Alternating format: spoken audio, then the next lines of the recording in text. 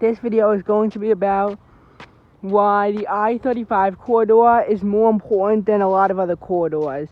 So we're going to be talking about 4 corridors: the I-35, I-55, I-75, and I-95.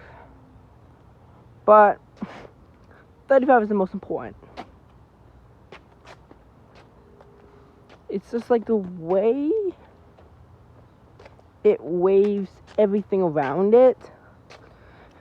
And here's the thing, like the I-15 corridor doesn't really do the same thing, because first of all, I-11 is actually east of I-15. Even if not for that, while Sweetgrass, Montana is definitely north and east of San Diego, California, the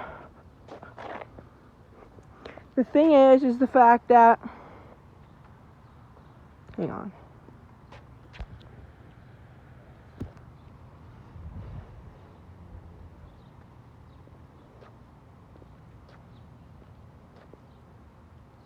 The thing is the fact that I-15, I-17 goes from Phoenix to Flagstaff.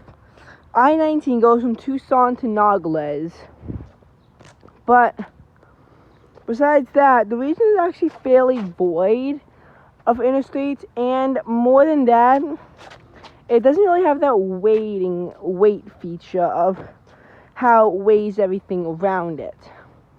I-95 does, depending on your location, but not so much, because like I-83 still holds its ground, and it begins at Baltimore, as opposed to extend out to 95. And 75 almost begins at 95, and I-595, which is not that long, ends at I-75. So 95 doesn't have that weight feature, and it's mostly an East Coast route. So you might be wondering, what about I-55? So the I-95 corridor goes from Miami, Florida to Holton, Maine. And you might be wondering, how far does this 95 go? So if you include the 95 system, that is 95 and all its auxiliary highways, one of the farthest places it gets from actual 95, you might think it's Riverhead, New York. That's actually not true, because while it's the furthest from 95 on the interstate highway system, once you get to I'd say around New Haven, Connecticut, it's not that far to 495.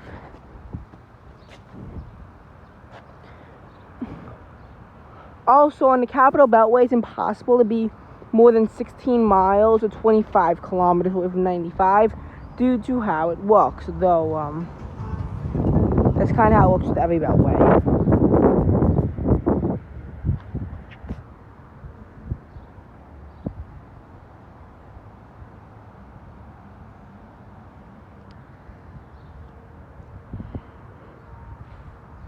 Another one that goes really far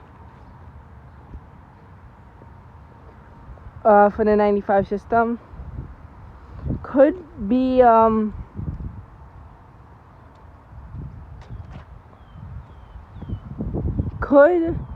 it could be interstate. I don't know. I'm actually not completely sure of another one that, like, in a sense goes like farther than 495 does. Oh, I-395 ends in Auburn, Massachusetts, and it extends, I believe, 66 miles away, though it's possible 95 gets closer at a point in Massachusetts, although I would tend to doubt it.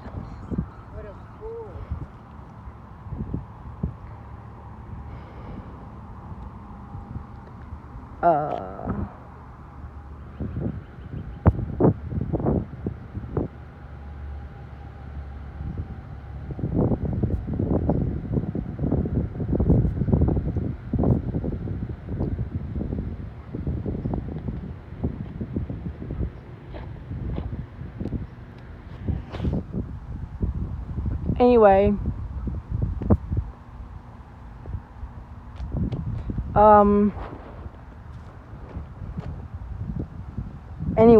Interstate 95, it doesn't weigh all the interstates around it.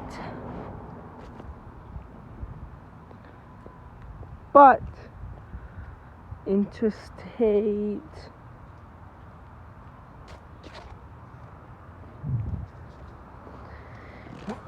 75 doesn't as well.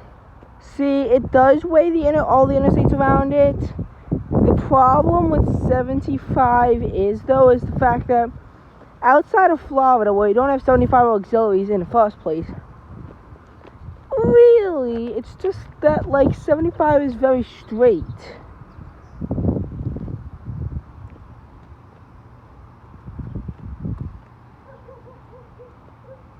Like, you don't have any really good extensions that extend really far away from Interstate 75. Although the system can be expanded to Indiana thanks to the Cincinnati Beltway. But it doesn't have that weight feature. I mean, north of Flint, Michigan, 69 is east of it.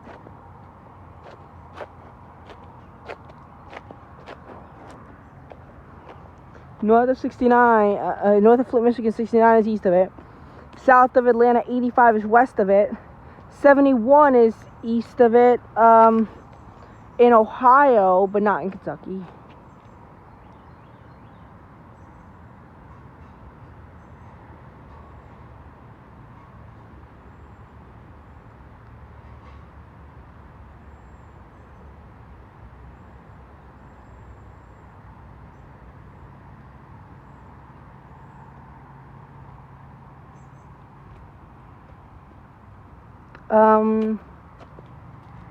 So yeah, like, it doesn't really have that weighting feature. It doesn't, like, weight all of the small interstates. It doesn't really weight the interstates around it.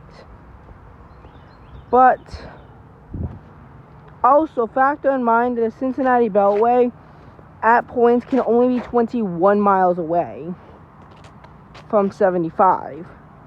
So that means that 75 must get at a bare minimum 21 miles from Indiana, because it crosses the Beltway at opposite points.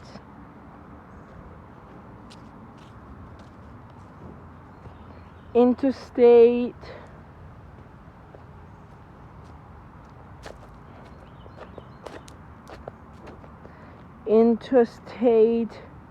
55 in that corridor suffers from the same problem.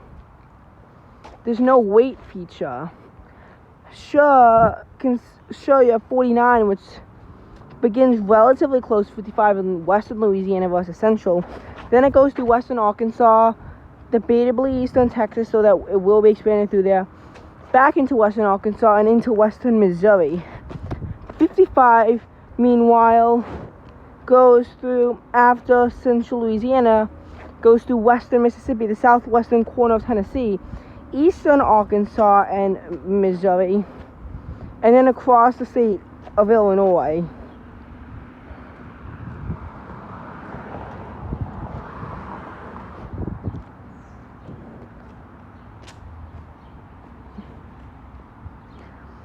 I mean, it weights 57, but 57, I mean, you know,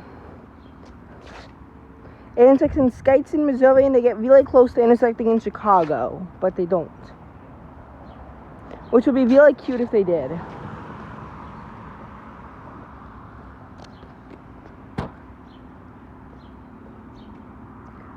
Interstate, in fact, like, in my opinion, 49 weights more than 55. But not really, still. It's not like these corridors matter. Like in my opinion, the I-35 corridor is the most important, because it travels so much in an area where interstate highways are so important. Well, if you're wondering why Interstate 41 is in eastern Wisconsin and well, the northeastern corner of Illinois. Or any of you wondering why 39 is in central Illinois and Wisconsin, or why 43 begins in central Wisconsin and heads over to the eastern portion of the state. Are any of you wondering why Interstate 37, which has a similar number, is in central Texas, and why 45 is in eastern Texas despite that? And the fact that 49 becomes, if it were to just continue a little longer, becomes 29, well, that's the thing. It's because of I-35.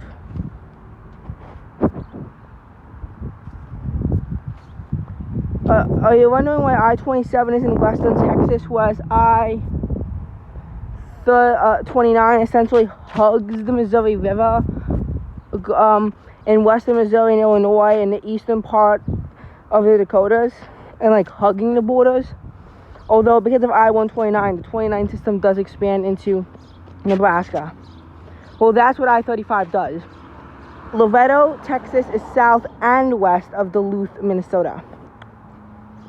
And it goes through Texas, central Texas, central Oklahoma, the southeastern part of Kansas, the northwestern part of Missouri, then it goes to central Iowa, and inevitably central and then eastern Minnesota. The I-35 system also expands into Wisconsin because of I-535 along a bridge that is entirely concurrent with US 53 along the entire route.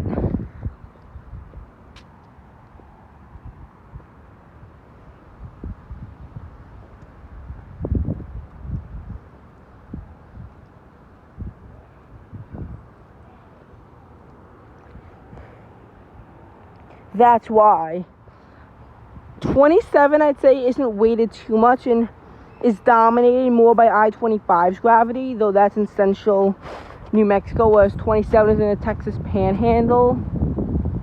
So I'd say that's not weighted by it too much. 29, though, begins at 35, and while 49 it doesn't end at 35, it ends at I-435, which is a fellow auxiliary of it.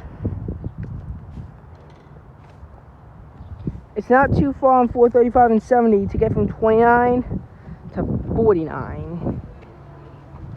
37 ends at 35 in San Antonio. 39, 41, and 43 don't have a direct intersection, but I know that 35 has something to do with it.